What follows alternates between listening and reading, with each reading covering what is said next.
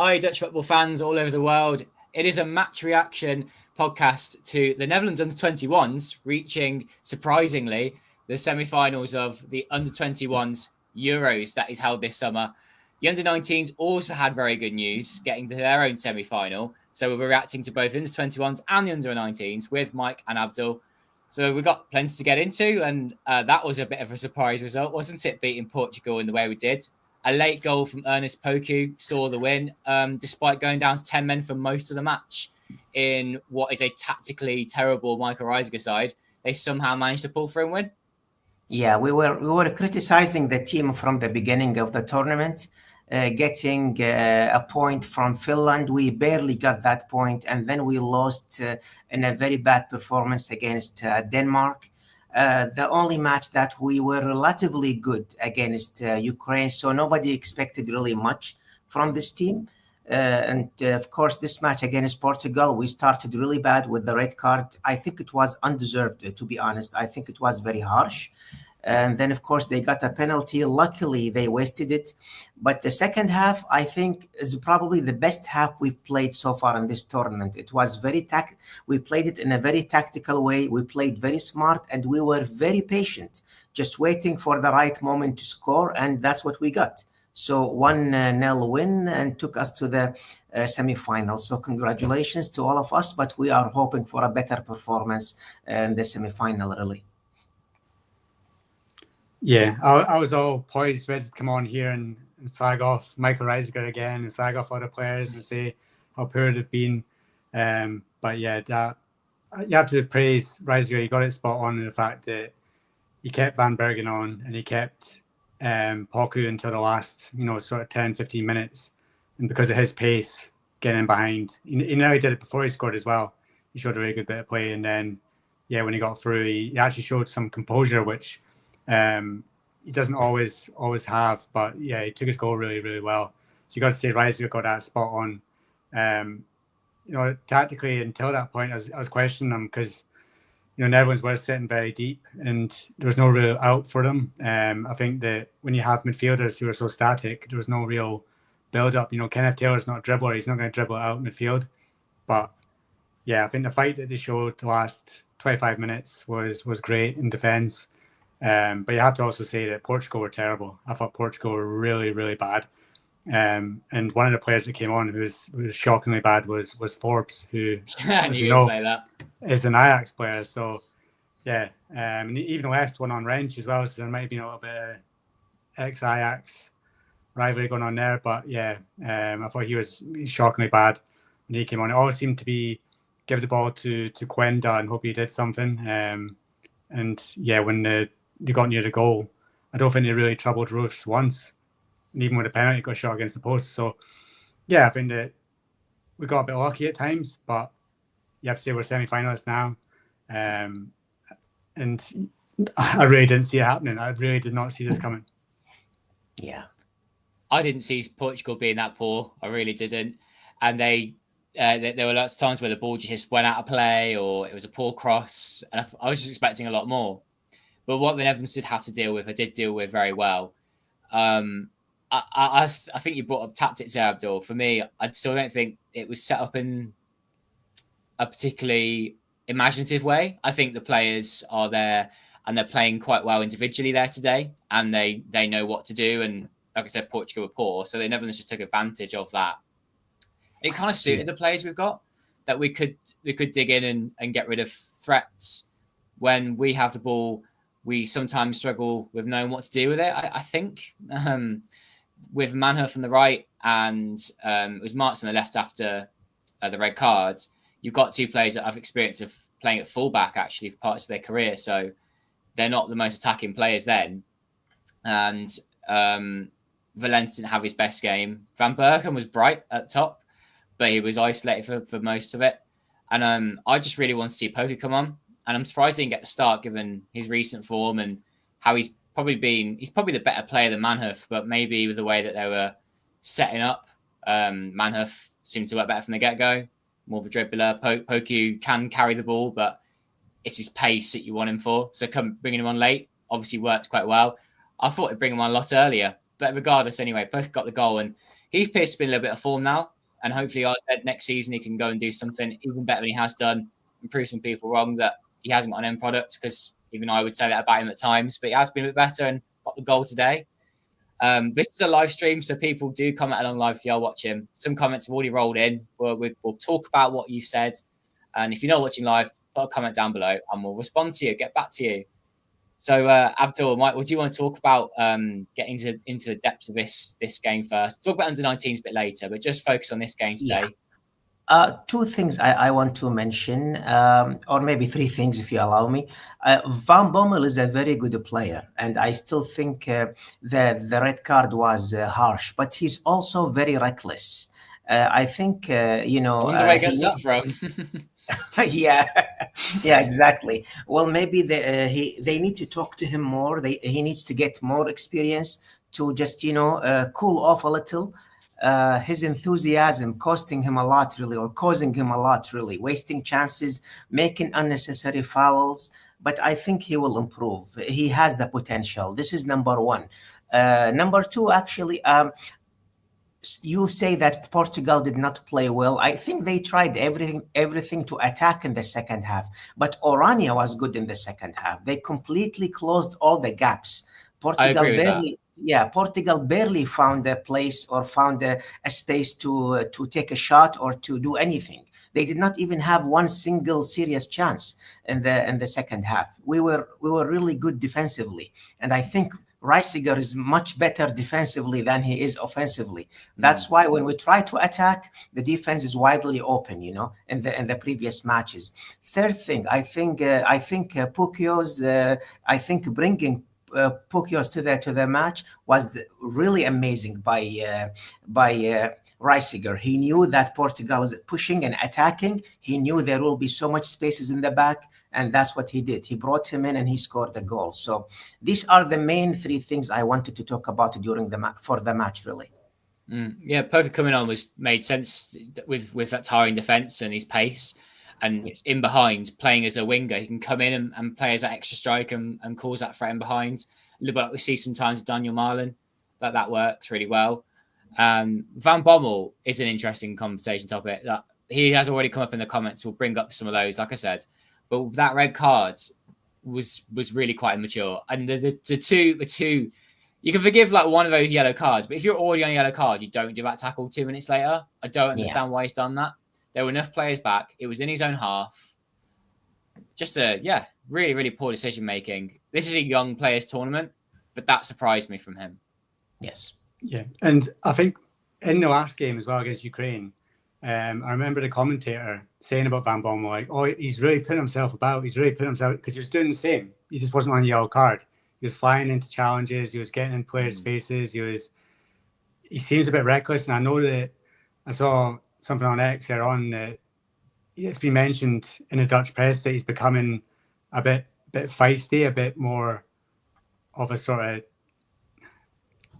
I think the word in Dutch to use was kind of like a rat, like it's sort of like nibbles at you constantly and like has a go at you sort of thing as a winger. I think that you kind of need to take that out of your game. Like you're there to score goals, you're there to attack. You're not there to be, jumping into tackles. And as much as his dad was like that and feisty, that just nearly cost Netherlands a game. And it was stupid. It was really, really, really stupid. I do think it was harsh. I think a lenient referee would have been like, okay, look, you've just been yellow carded. That was stupid. You didn't touch him because you didn't actually touch him. The Portuguese player just jumped on the ground. Look, that was reckless. Another one and you're off. Like, that would have been more, but I feel like the referee was quite trigger happy, especially when it came to Portuguese players and ending up on the ground. And then in the second half, when everyone's players were getting tackled and ended up on the ground, it was always play on. So I think the referee was a bit blindsided by in isolation, though, those fouls are both yellow cards, in my opinion. But I understand what you're saying. If you've just done that 2 minutes ago, maybe you get a talking to as a young player to be told. In a big game, there's heat. Like you see it in finals all the time where a referee will say that's usually a yellow card, but let's just calm it down. It's a big game. You don't want to ruin it after 20 minutes. But this referee was just like, nah, you're off. But probably might be the last time we see him at this tournament. I don't know if it's a free game automatic ban. If it is, then he's done for this tournament. Probably just the one, but I don't know who would come in for him. I don't know what he's going to do tactically. Is Maatsen just going to go straight to left wing? Good work. Or Poker, maybe. He has played on the left a lot this season, as well as the right. Yeah, but then he might have thought that Poku off the bench might be a better option to bring it on when the defence is tired. So if he doesn't do that, then who does he have off the bench to bring on late on that could influence the game if it's not going well? So yeah, it's something for Reisiger to decide, because he's going to have to pick a new right back and pick a new midfielder, I think, because Taylor's out with a yellow card suspension. So Malambo should come in, and then it'll be I can never pronounce his name correctly, but the Feyenoord defender Nureishu, who went to Rangers on loan. Casemiro, yeah, that's it. So I'll be him at right back probably. So we'll have to see how they do. But the other question is that, given the way that this team plays, is 5-3-2 a better formation than 4-3-3?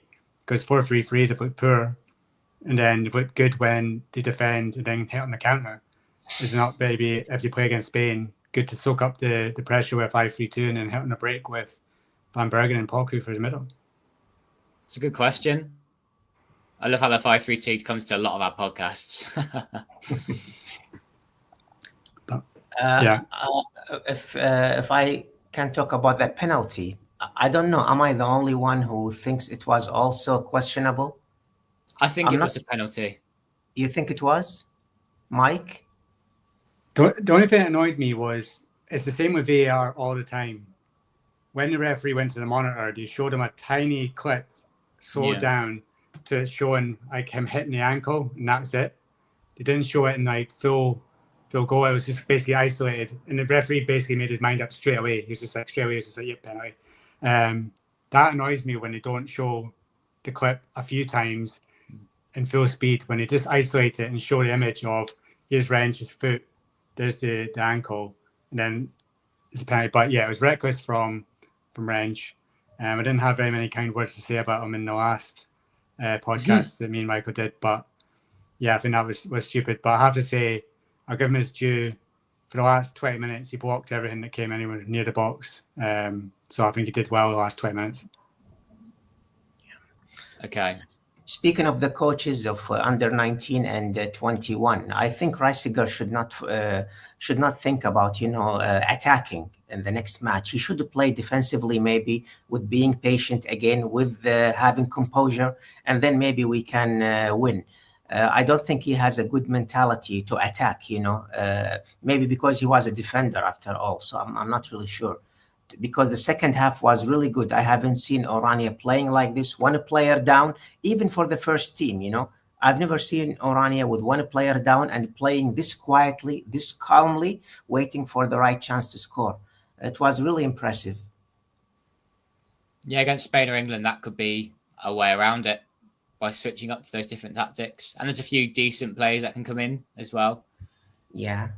Okay, perhaps we can explore that potential next lineup after we've had a look at some comments. We'll go through it in order with some people that commented a little earlier. John can't make it this time, but Maatsen to Poker was pure art. And he'll be watching later. Good to hear, John. Jack Niller says, Portugal, nothing special. And the Netherlands survived playing with 10 players. So refereeing also came up here. This was before we talked about it too. So some people share our opinions. Lars is happy that Van Bommel is out for the semi-finals. Van Dumble out of semi. No, I think this is harsh, really. He's a good player. He is a good player. He's just still got a long way to go, but this is an U21s tournament. You're not going to get many finished products in this tournament, are you? There's a few players out there for the next game. And agreement here that he won't be missed at all. Not been great. And this is a good point, though, about cashing in for some of these players. With Harter and Taylor, are they best to stay at Ajax another year or be to be cashed in? I think Taylor, it's the time to cash him in. And Harter could do with another year. What does that do to his value, though? I mean, he already could fetch, 50 million here, it says. In another year, is he still going to be worth 50 million anyway, even though he plays in the Champions League? That is a really good question. Anyone answer that one? Yeah, the players might want to stay actually, so they can play in the Champions League. Yeah. For me, like Hato, I think could do with another year, but yeah, he wasn't great again today, but he is a left back, so he is being played out of position. I think it goes again for the fact that I think that the best centre back hasn't even made any minutes so far in this tournament, and that's Ghost. He's just sat on the bench, and I think it's funny because Reisiger in the tournament actually said that before the tournament actually praised Ghost like to the sky, saying how good he was, and like he's one of the best Dutch defenders, and then he calls him up and after leaving them out, calls him up again, and then doesn't play him at all. So I think he's a better centre back than Hato is, Flamengo is, and even Van den Berg. But we've not seen him yet. In terms of cashing in, I think Taylor needs to go somewhere to improve. So I think if they can get some money for Taylor and then Taylor can get a decent move, he needs to take it because I think he's not really learning anything else by staying in Eredivisie for another year. Whereas Hato, I think, can learn something from another year in the Champions League at left back. I think if he got thrown into, say, an Arsenal, then I don't think he'll do as well as Timber did, for instance. Okay. More comments. GC's happy. We get at least another post-match. We're back again. The summer's not going around yet. Might just blur into the new season, to be honest, with the amount of shows we're doing. Real shocks about the results. Disappointed how Man have played in this tournament. When I watched Stoke, it was way better. Interesting. I was actually keeping little eyes on how he's getting on Stoke. He didn't look like he was having a massive impact. But I can't imagine you two have watched him much in the Championship. I think 2 years ago he was really good. I think last season he was poor, but the season before that he was scoring a lot of goals. But I think it's difficult. I think the way that Netherlands had to play today, it wasn't suited to Manhoef's strength. But he did okay. He just didn't show really anything. He doesn't have the pace that Poku has, so you can't really get him behind on the counter. So, it's a tough one for him today, but I haven't been impressed with him for the tournament, and I don't think he's one that's going to make it to full Netherlands squad. So, I think the next couple of games are probably the last time we're going to see him in an Oranje shirt. To be honest, I don't think there was any player who was impressive the entire tournament. Maybe we saw one or two impressive here or there, but the entire tournament. So I don't think I would be harsh on Manhoef. Maybe we can wait a little and he will be better. I think the match he played today wasn't bad really, but we do expect better from him indeed. Yes. Yeah, he is one of those players you put your bets on and say, he's not going to play for the senior side of the Netherlands, unfortunately. Not enough quality. How about this one? Okay, so annoyed with the first 10 minutes. Every time we won the ball back, pass it back to their keeper. Then a red card happened. Play it long, which is understandable. And that was effective for us by playing with the pace in the break. Why did Milan even get called up, was what Michael says here. I think he should have played in the second half, by the way. Sorry, yeah, he's got to come on and get some minutes. Yeah. No, sorry guys, I'm trying to just bring up as many of these comments as I can, but they are really good conversation topics anyway. I mean, there's one here saying about Van Pommel has got a right peg, but what exactly does he do? Yeah, he has got an all-round game, hasn't he, guys? Yeah, I think he's got a bit of pace to him. He's got a right foot. He's not. It's difficult because he scores goals as a winger. He's a direct running right foot winger that likes to cut inside. He is we said in the last podcast, he is very, very right footed. So when he's getting chances on his left foot, he can't take them, which is very frustrating when he's through on goal and he has to check back. But I do think he has potential. I just think that this season's the big one for him. Like a year out of injuries, he needs to come back. He needs to hit the ground running. AZ have a good team now. They've got an up-and-coming striker. All eyes are going to be on Meerdink as soon as the season starts. All eyes are going to be on him. And then you've got, AZ have got 6 or 7 wingers at the moment. And Van Bommel's the one that's always going to play.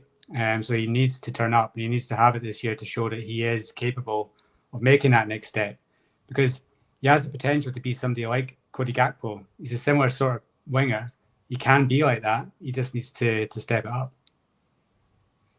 Well, I think many players will want to leave from AZ this season, since they have many talents and the team is not doing really anything in Europe. They will end up in the Conference League. That's the best they can do. So some players might want to leave, actually. Yeah, I've heard that apart from maybe 2 players this summer, the AZ's team will mostly stay the same next season because they're a team full of potential. So they are actually a team that have got these young players. We've always talking about them, but another year of development, and this team could be much better than we expect next season. Potentially challenging for top 3, top 2, maybe even more. We'll have to see. Yeah, I hope so too, because it's just full of Dutch talents, aren't they? Yeah. Because last season, the last season their performance wasn't really that impressive in the Eredivisie. So, yeah. Yeah, hot and cold for sure. Here's a comment talking about players leaving before their time. Talks about Taylor and Harto. Before leaving the Eredivisie, youngsters should become a leader, at least at their club. Harto isn't at that stage yet. I suppose Taylor has gone through that experience. But do you not see Taylor in the nicest way possible? Do you not see him in the same sort of mould as a Van de Beek and Klaassen, who will leave Ajax and go to a club and then not impress, and then 5 years down the line, maybe Ajax will bring him back? He's a similar sort of type. I see, like, at least Klaassen scores goals for Ajax. I struggle to see what Taylor's really good at. I can imagine him doing quite well in Serie A if a team is built around him. Yeah, but he's not one that's going to, dribble past 4 players, stick it in the top corner. He's not going to want to score a really technical goal. When Netherlands have midfielders like that, Malambo shows it at times, and for Feyenoord. And we're going to talk about a midfielder later on in the show when we talk about under-19s who can do everything. And Taylor, I just don't know what he brings. And that's why in the second half I was surprised he wasn't substituted, because Malambo offers more in terms of bringing you out of defence, and you can actually do something and create something, whereas Taylor was just putting himself about, jumping into tackles, getting in the way basically, which is good. He fought hard, but in terms of quality, I don't think he has that on the ball. No, that's a fair comment. Last few comments that have been coming in live, where Dai's said it is a nice win. We've had the team selection is wrong from Rijska. We've said, haven't we already, that there are some players absolutely missing that should be in there. More things we can bring up. I mean, there's a comment about Utrecht here. What about Precious Ugru?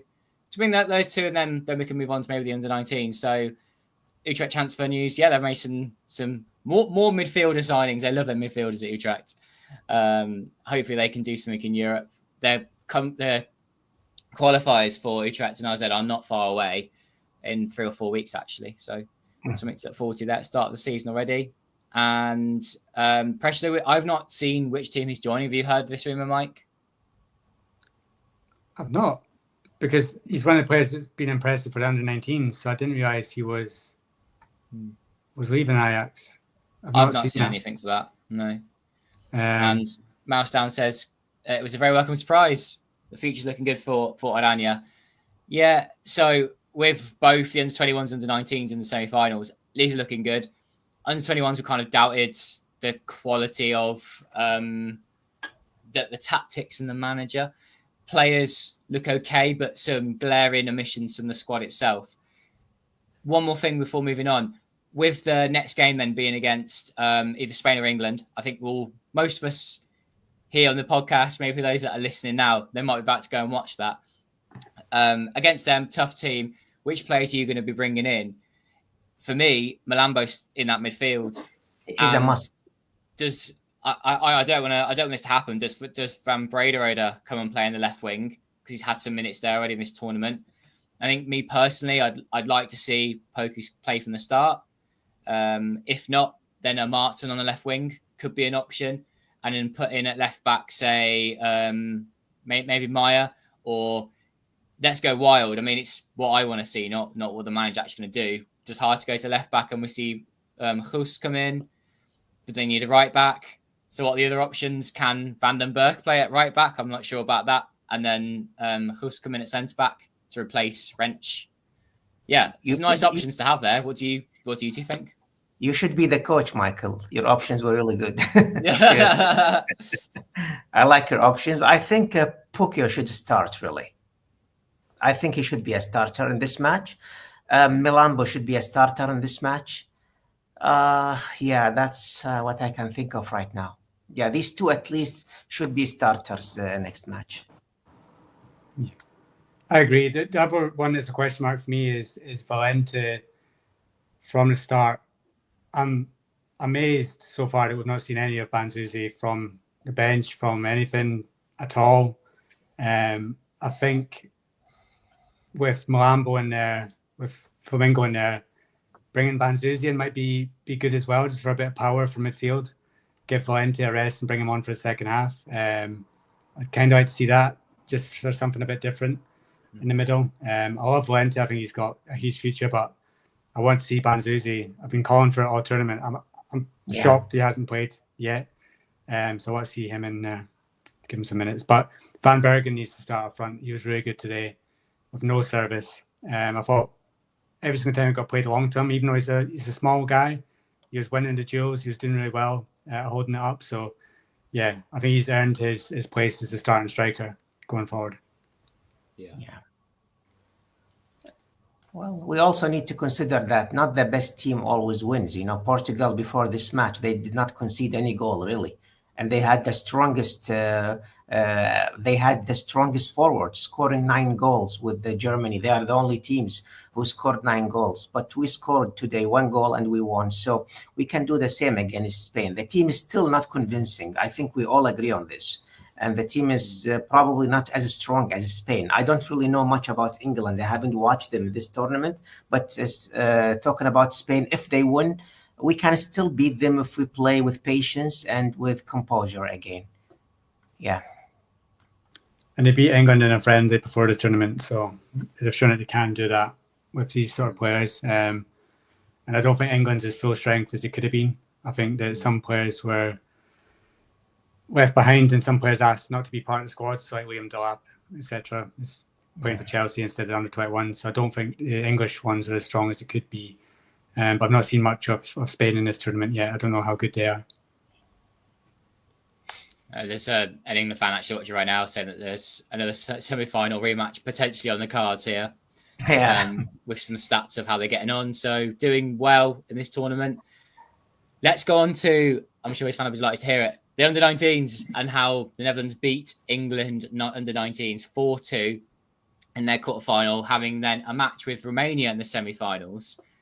Some players that we may have been watching this season, Case Smith has been making somewhat of a breakthrough for us at Alkmaar. Next season will be really massive for him. So excited to see what he can achieve.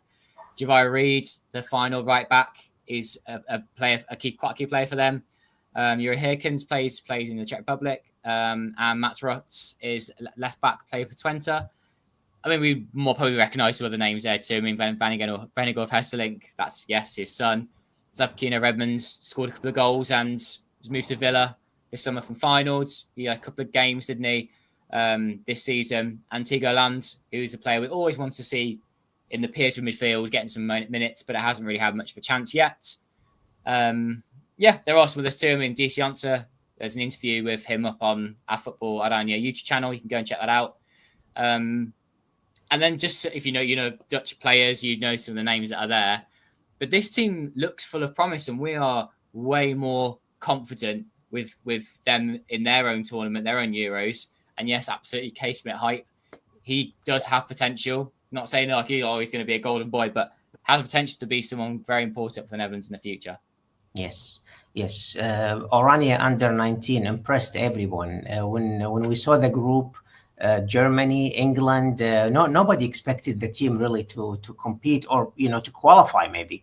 But suddenly we destroyed all the opponents. Nobody expected us to beat England 4-0 or 4-2 or to beat Germany 3-0. We scored 9 goals in the 3 matches, and that's a very good number, conceding only 2 goals. We won relatively easy in every match, actually. And of course, Smith is the king of Oranje in this tournament. I mean, everybody's talking about him. His goal was amazing, by the way. So this team is really promising. We can pick many players from this team and expect them to perform well for under 21 and for Oranje as well in the future. Yeah, I think the first 2 games were very impressive. With their full strength, beating Germany, beating Norway. Going into that third group game against England, I was like, well, they don't have anything to play for. They've already won the group. They rested some players, like Ufkir didn't start, Slitty didn't start, and Konadu as well. So basically the 3 main attackers didn't start the game. And then it just blew England away in that first half. And it's mainly because, Keith Smith it's a wonder goal, but he can do everything. He's 2-footed. He can score every single type of goal possible. He can dribble. He's quick. He can do defensive work.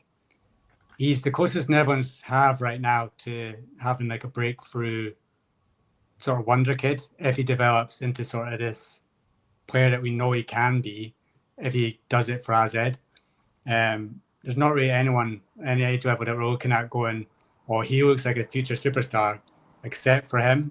And that's exciting to have somebody that can be a Netherlands sort of breakthrough superstar. Now, the only counter to that is he plays for AZ, so would Ronald Koeman even look at him if he's not playing for one of the top 3 in the Netherlands? It's questionable, but he's got to turn heads. He's got to get people talking by doing it week in, week out in Eredivisie going forward for next season. And then you could say, as you said earlier on, AZ challenging for top 3, and then it does become a conversation of, okay, you've got Smith, you've got Meerdink, depending on how they play, you've got Van Bommel, Poku, you've got Adai as well, right wing. And then you've got, even at the back, the right back that's really impressed, or sorry, left back is Dijkstra, AZ. So he's another one that could break through. So yeah, I think it's very exciting about Smith. We need to see how he does in Eredivisie. He showed glimpses last season in Europe as well. I think he scored a couple of goals in the game against Fenerbahce, which is really good. Was it Fenerbahce or was it Galatasaray? It's one of the Turkish teams, but he did really well then. So yeah, I'm very excited about the squad. I want to see them all playing next season more regularly for the sides. I guess Redmond's one that's not. And we've also got a centre back, I think it's Van Arle, who's joined Juventus from Den Bosch. I can't see him playing much. He'll be under 19s.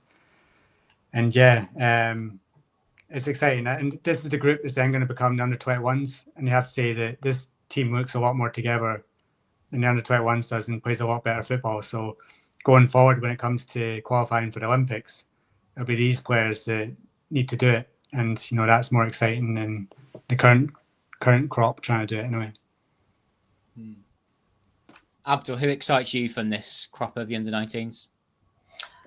Smith, of course. He's, as I said, he's the king of the team. Reed is amazing, really. I've always liked this player. I've always thought he was special since I started seeing him in Feyenoord. Even in the Champions League, he performed very well. Although the opponents were tough, I think he played against Inter Milan or Milan. I'm not sure. I cannot remember. But he was impressive in the matches he played for Feyenoord. And I think this guy will have I think Dumfries will have a serious competition with Reed because I think he will develop quickly if he keeps developing this way. So we will have a chance to see him also with Oranje. These two probably are the most impressive players for young Oranje nowadays. I think you agree with me about Ayub Aufkir. I think that's his name, right? That's how you pronounce his name. He was also amazing in this tournament. Not many people are talking about him, but I think he's very dangerous with the ball. So yeah, I'm expecting a lot from this guy as well. The only problem with him is that it comes down to, do we trust the KNVB to keep him and not let him go to Morocco? That's the issue. That's what the KNVB faces at the moment. More and more times now, they're choosing Morocco. So it's down to KNVB to do something and change their ways to stop young players from deciding, okay, I want to go play for Morocco because maybe they treat me better, or maybe they're more interested in the way I'm developing. So yeah, it's the one for the next couple of years, because currently he plays for Sparta. Is a big Dutch club going to come in and poach him? We'll see. And then can he develop into a player that would be national team quality? Probably 3-4 years away from that. But yeah, I don't trust the KNVB right now in keeping him when it seems every single player that can play for Morocco chooses them now. I just hope that Koeman can actually act, not the KNVB. Since we are very comfortable now in the qualifiers, maybe Koeman can select some good talents, for the next matches. We will play Malta, we will play Finland and the Netherlands. We will play Lithuania, these teams that we should not really struggle against. He should bring some of these names, to guarantee they will stay with Oranje, because I think that's how the law is, right? If Ayub Aufkir plays for 5 minutes or 1 minute at least with the national team, that's it. He will always play for Oranje. Am I right about this? I think there are ways of bending that now, aren't there? If you play like a couple of friendly games or something like that. Yeah, it needs to be for a certain amount of time, because there's players now that I think it's something like you can't play for another national team for a certain number of years. One instance now is Pablo Rosario has just went to play for, I think it's Dominican Republic, because he's not played for Netherlands for a certain number of years. But yeah, I agree. Like, it's obviously it's not an issue now, but you look at going back to what happened with Ayhataren, where Ronald Koeman convinced him to play for Netherlands. He got called up to a Netherlands squad, and then he sat on a bench for 2 games and didn't get a game. Now, if he had went and did what we expected him to do, then he could have then turned around and went, okay, well, I'm going for Morocco now. Recently he's come out in an interview and said, yeah, I want to play for Morocco now. Whether that's going to happen is questionable, because he's not exactly playing amazingly for RKSA. But yeah, the KNVB needs to stop this from happening. Pick players and get them. Like Owusu Aduro is one. There's question for now. Do we cap him now to stop him from going to play for Ghana? That's one that's closer than, say, Ufkir. So yeah, the KNVB needs to be smart about things like this and not losing players like they've done in the past. Well, I think the players who know that they have no chance with Oranje, they could choose playing for another country if they have double passports. For example, Rosario, he knew that he wouldn't stand a chance to play for Oranje again. Maybe what's his name? The Ajax player who played for Morocco, Hakim Ziyech. He's the only one actually who could have really played for Oranje, but he chose Morocco. But usually, it doesn't really, it's not really the case. So I think many players, if they know they are good enough, they will stay with Oranje. But of course, it also has to do with the coach. Koeman must bring Ayub Aufkir to play for Oranje and let him play in the front line, since we do have some problems in the front line. I think the most notable one in recent years that is happening is Dean Howson.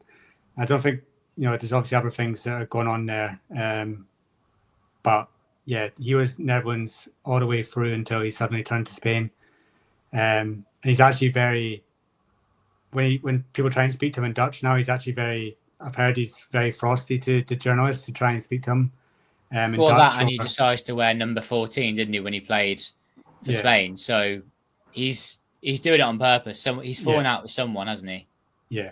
And I know that there was something between his dad and the Dutch government, but I don't know too much about that. But yeah, it seems that he's very much fallen out with someone at the Netherlands in the KNVB, that he's now turned his back on it, and now he's basically very sour towards the Netherlands. I know it might be because he got booed on his Spain debut, but yeah, you can expect that when you've played for Netherlands or you through the youth teams, and then suddenly just go, oh no, I'm Spanish.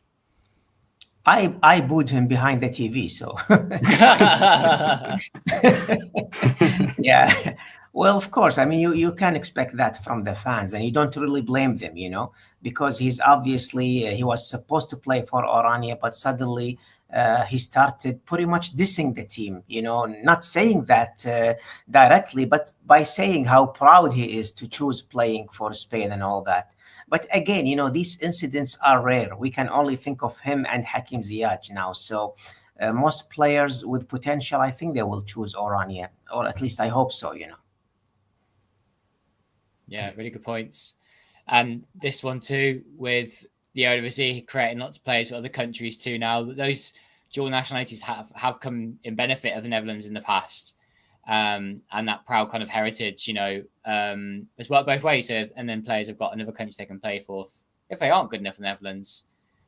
Yeah, it's quite nice when you see tournaments like the Gold Cup and you see Suriname and Curacao playing well, and it's names that you recognise from the Eredivisie, because they're never going to play for Netherlands. Like one of the stars for Curacao, like Margaret, who plays for RKC, when you see him doing well in a Gold Cup, you're like, oh, that's great. It brings eyes on the Eredivisie again. So yeah, I always like seeing these teams doing well. Indonesia as well, with Patrick Kluivert in charge. But yeah, it's definitely a place of Eredivisie players who aren't good enough to play for the Netherlands go play for these countries, because they might as well, try and get to a World Cup, play in a Gold Cup. It's a nice opportunity for them. I think this is happening also. I mean, this happens also in Britain, right? If a player cannot really make it for England, he will choose to play for Scotland or Wales, something like that. I hear that all the time. Mike felt that. He really felt that when you said that. Oh, I'm sorry, Mike, but that's what I hear really in Kuwait. Is that true or it's not really? Yeah, it does happen. Like, there's players that play for Scotland now. For instance, Che Adams, who is very English, but because he's not going to play for England, goes to Scotland. There's other players that Scotland have tried to, bring into the national team. Elliot Anderson, Tino Livramento, Harvey Barnes, who are still holding out to play for England. So yeah, it does happen that they switch nationalities. The biggest one, I think the most famous one, is Jack Grealish, who played a few friendlies for Ireland and then decided he was English. Yeah. Have you heard him speak? Yeah, true. But yeah, Declan Rice as well, wasn't it? Declan Rice played for Ireland before he played for England. Yeah. So, We've done over 40 minutes again on a live stream we didn't think we'd be doing a few weeks ago. So I hope people appreciate this extra live stream that we're doing today. And if you haven't been watching live, drop us a comment down below of what you're thinking about the Under-21s and Under-19s or anything else Netherlands themed. I just thought I'd quickly show my Netherlands mug that I've got here. Wow, nice. Nice. Looks AI generated, doesn't it? But I thought it was a great gift, so I don't mind it at all. I don't really follow Oranje under 21 or under 19. And I don't follow them as much as I follow the main team, So I don't really know the record. Is it the first time under 21 and 19 make it to the semifinal? I don't know if it's at the same time, because I know the Netherlands under 21s have won it a few times. Yeah, I do know that. But yeah, I think in the same year, at the same time, it probably would be around about the same. Yeah, the first time that this has happened. You usually have the under-17s as well doing well in tournaments, but they didn't make it. But yeah, I think this. I definitely I expected it from under-19s, but I didn't expect it from this under-21 squad. So yeah, it's a nice surprise, and who knows? You could have Netherlands winning both tournaments, and then I guess Reisiger looks like a hero, and then everyone calls him a great manager again, even though he's been pretty disastrous so far. Yeah.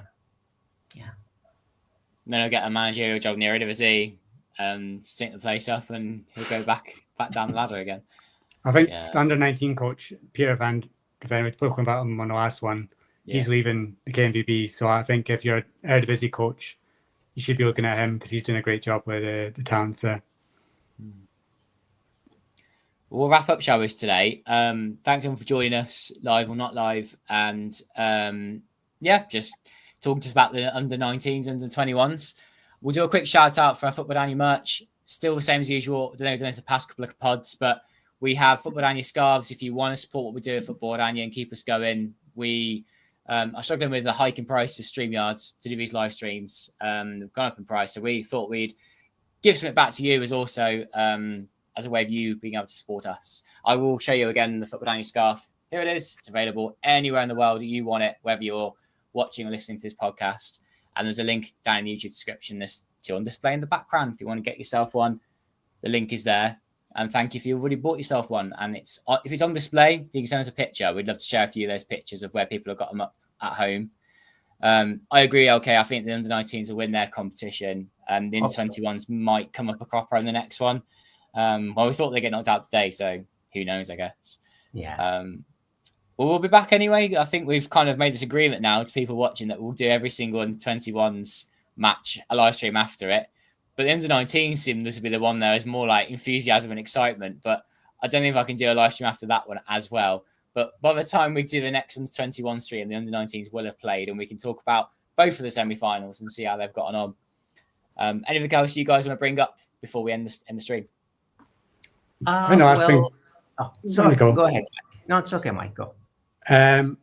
One last bit of breaking Dutch football news from today. I think it would be worth discussing is what we think of Hartman going to Burnley when he was getting linked with Chelsea last season. So he's leaving Feyenoord for around 12 million euros to go to Burnley. I think it's about where he is at the moment.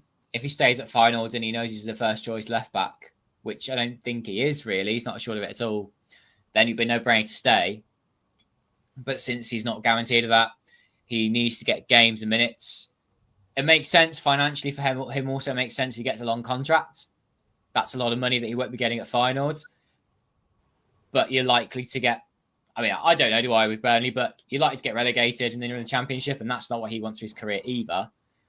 Yeah, tricky one, isn't it? He was a great left back for the Netherlands national team, and we thought he was the future, didn't we? And we were like so sure of that until last year. And he has had injuries, hasn't he? Injuries can set back loads of players' careers.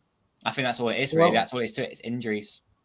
The injury destroyed him, actually. He was injured for a long time, almost an entire season. That's why.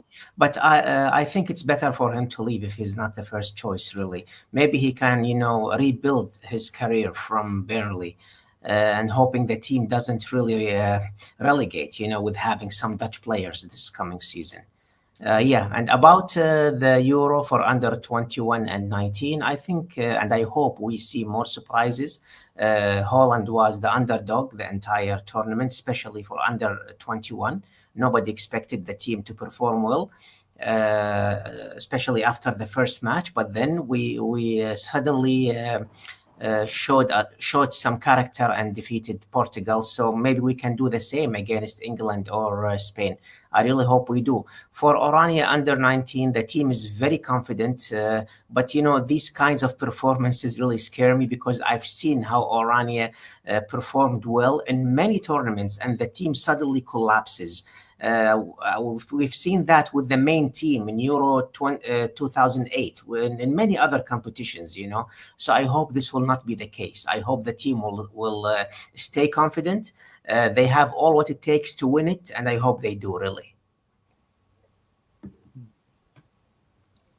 Well said. Should we end the stream then now? We've gone for quite a while. I hope everyone's enjoyed it, and thank you for your comments. I see some more come in again. Thank you for those. See you Wednesday. Bye, everyone.